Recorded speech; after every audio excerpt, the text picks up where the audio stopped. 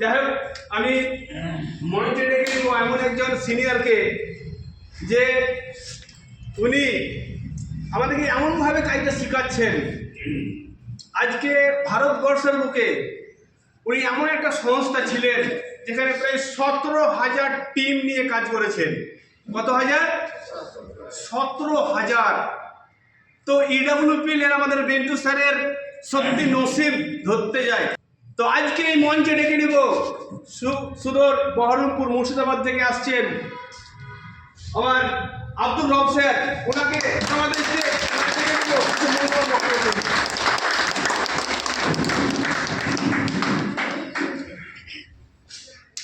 Good morning. Good morning. প্রত্যেককে আমার শুভেচ্ছা জানাই। বিশেষত এমডি আলী সাহেব আছেন, ওনাকেও ভক্তি ভরে শ্রদ্ধা জানাই। আর মঞ্চে উপবিষ্ট যারা আছেন প্রত্যেকেই আমার শ্রদ্ধা ভালোবাসা জানিয়ে আমি দু একটা কথা আপনাদের সঙ্গে শেয়ার করছি। দিন তিনেক আগে আমার শ্বশুরমশাই মারা গেছে, খুব দুঃখজনক অবস্থায়। কিন্তু আমি এই কটা দিন খুব অসুবিধার মধ্যেও ছিলাম। তো যাই হোক, মিটিং ক্যান্সেল করা যাবে না, প্রথম শর্ত। সেটা একটা টপ লিডারের জন্য যেটা প্রযোজ্য, একজন ডাউন ফিগারের লিডারের জন্য সেই প্রযোজ্য। তাহলে আমি যদি কষ্ট করে এসে সুদূর বহরমপুর থেকে আসতে পারি, নেক্সট টাইম যদি কারো কোনো বিপদ আপদ হয়, প্রত্যেকেই কিন্তু লাস্ট ডেটেও কিন্তু এসে সিনিয়রদের সঙ্গে দেখা করতে হবে। তো যাই হোক, আমি যখন সর্বপ্রথম কোম্পানির ম্যানেজমেন্টের সঙ্গে বসি, তখন দুটো জিনিস ফলো আপ করে দেখলাম যে কোম্পানির উদ্দেশ্যটা কী, মানসিকতাটা কী। তো লাস্ট ফিনিশিং দেখলাম যে কোম্পানির ম্যানেজমেন্টের মানসিকতা খুব ভালো। তারপরে আমি কিন্তু নানাবিধ চিন্তা ভাবনা করে তখন কিন্তু কোম্পানির প্ল্যান, কোম্পানির প্রোডাক্ট যে অ্যাভেলেবেল ছিল তা না, আমি কিন্তু তখন জয়েনিং করলাম। জয়েনিং করার পর সর্বপ্রথম আমি বহরমপুরে মার্কেটিং করি আর রামপুরহাটে করি। তো আপনারা সর্বপ্রথম যে প্ল্যানটা দেখলেন স্যার দেখালো, প্ল্যানের ভিতরে দুটো জিনিস ফলো আপ করে দেখবেন যে লেফট এবং রাইট দুটো দিকে কিন্তু আমাকে ম্যান লাগবে। কারো যদি এক সাইডে ম্যান হয়, হতে হতে হতে হতে চলে গেল, গিয়ে দেখছেন যে 1000 ম্যান হয়ে গেছে, আর একটা সাইডে কিন্তু একজনও আসেনি। নেগেটিভ না পজিটিভ? নেগেটিভ। বাট আমি বলছি ওটা পজিটিভ। কেন? যখন এক সাইড হয়ে গেছে তখন আপনার আর একটা সাইড হতে দেরি লাগবে না। এখানে কিন্তু প্রত্যেকটা এমএলএম গাইডলাইন্স ফলো আপ করে যদি দেখেন তো দুটো কিন্তু ম্যান লাগবে, লেফট উইথ রাইট। আবার যদি কেউ মনে করে যে আমি লেফটে 4টা রাখবো, রাইটে 4টা রাখবো, হবে না? হবে না? হবে। কেন হবে? যে প্ল্যানটা ভালোভাবে বুঝতে হবে। আর আপনার অন্তরের অন্তরস্থল থেকে যদি প্ল্যানটাকে না বুঝতে পারেন, আবার সিনিয়রের সঙ্গে বসুন, তাহলে কি হবে? প্ল্যানটা টোটাল ভেরিফিকেশন করে আপনি দেখতে পাবেন। আমার মাথার উপরে কেউ আছে সিনিয়র? Yes or no? মনে হয় নেই। তাহলে আমি যদি পারি, আপনারা পারবেন না কেন? ঠিক বলছি না ভুল বলছি? আমার তো যুক্তি দেওয়ার মতো কেউ ছিল না। আপনাদেরকে যুক্তি দেওয়ার মতো উপরে সিনিয়র সবাই আছে, আমি আছি, সবাই আছে। আমি তো সব দিন আসতে পারবো না। বাট আপনাকে আপনার জায়গায় কমপ্লিটলি শ্রদ্ধার সঙ্গে মার্কেটিং করে বড় হতে হবে। সর্বপ্রথম যে কথাটা বলি যে টিম কিভাবে করব আমরা, আমি মনে মনে ভাবছি যে এ তো অন্য একটা কনসেপ্টে আছে, ও আসবে না। বন্ধু, ওই যে কনসেপ্টে আছে সেই বন্ধুটাকেই আপনি প্ল্যানটা সাবমিট করুন। ও 105% গ্যারেন্টি সহকারে বলতে পারবো, যদি আপনি প্ল্যানটা ভেরিফিকেশন করে আপনি দেখাতে পারেন, ও 100 ভাগের মধ্যে 100 ভাগই আসবে। তাহলে ম্যান জয়েনিং এর থিওরি কখনোই একটা, আপনার বাড়ি হয়তো মল্লারপুরেই দুটো দিচ্ছেন, লেফটেও দিচ্ছেন মল্লারপুরে, রাইটেও দিচ্ছেন মল্লারপুরে।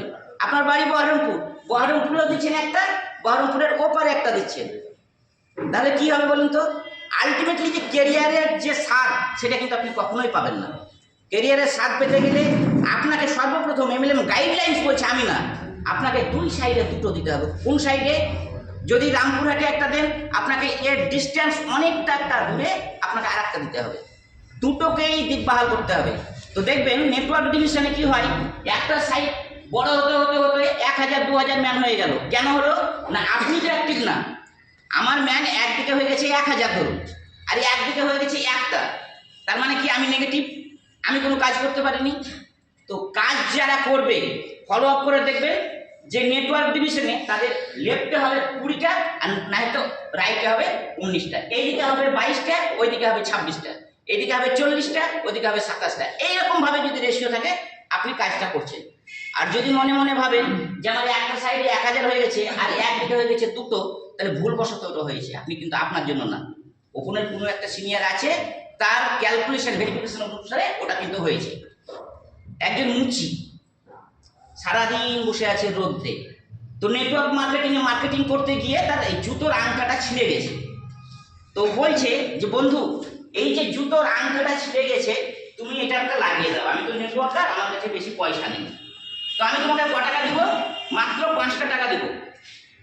তো বলছে 5 টাকা দিয়ে কি হবে রে ভাই? তো বলছে 5 টাকা দিব না, আরো একটা জিনিস শিখিয়ে দেবো, সেটা what is the definition of network marketing. Network মার্কেটিংটা কি এবং কাকে বলা হয় আমি এটা শিখিয়ে দেবো। উনি বললেন যে ভাই, তুমি এই 5 টাকা দিয়ে আমার কোনো কিছু হবে না, তোমার নেটওয়ার্কের ফর্মুলা শুনেও আমার কিছু হবে না। ছেলেটা মন খারাপ করে একেবারে বাড়িতে চলে গিয়ে বসে আছে। তো ওর ওয়াইফ খুব চালাক চতুর, এবং নেটওয়ার্ক ডিভিশনটা এই সাবজেক্টটা ওর ওয়াইফ কিন্তু ভালো জানে। তো ওর ওয়াইফ জিজ্ঞেস করছে যে তুমি এত মন মরা কেন? তো উনি বললেন যে একজন মুচি, সামান্য একটা মুচি, যার ইনকাম নাই, যার পোশাকের ঠিক নাই, তার আদব কায়দা নাই, তার শিক্ষাগত যোগ্যতা নাই, সেই লোকটা যদি বলে নেটওয়ার্কের দাম নাই, তাহলে নেটওয়ার্কের দাম কোন জায়গায় আছে? বন্ধু, আমি বলি নেটওয়ার্ক যদি মার্কেটিংয়ে ভালোভাবে আপনি করেন, তাহলে এই সমাজে মূল্য এই নেটওয়ার্ক রাইট।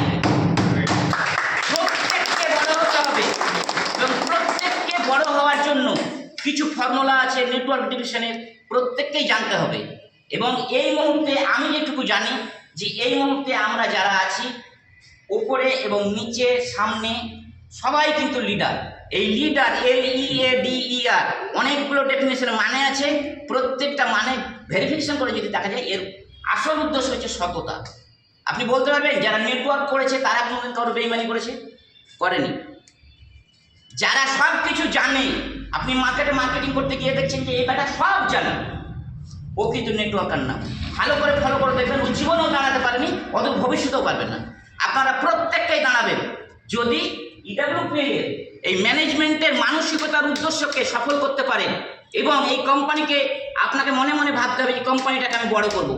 যদি কোম্পানি বড় হয়, আপনারা প্রত্যেকটাই বড় হবেন। এবং এই কোম্পানির যা প্ল্যান করা আছে, এই প্ল্যানটা যদি ভালো করে ভেরিফিকেশন করে আপনি দেখেন, টাকা যদি উড়াতে চলে যান, বাড়ি অবধি যাবেন, আপনার টাকা শেষ হবে না। প্রত্যেককে ভালোবেসে অন্তরস্থল থেকে শ্রদ্ধা জানি আমি আমার সংক্ষিপ্ত আলোচনা শেষ করছি। Thank you sir.